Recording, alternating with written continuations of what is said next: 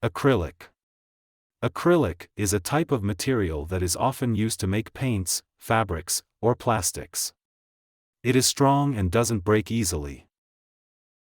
Example sentences. She used bright acrylic paints to make a colorful painting. She used bright acrylic paints to make a colorful painting. The sweater is made from acrylic fabric, so it's warm and soft. The sweater is made from acrylic fabric, so it's warm and soft. Acrylic glass is used in some windows because it's safer and doesn't break easily. Acrylic glass is used in some windows because it's safer and doesn't break easily. My mom bought a set of acrylic nails for her birthday party.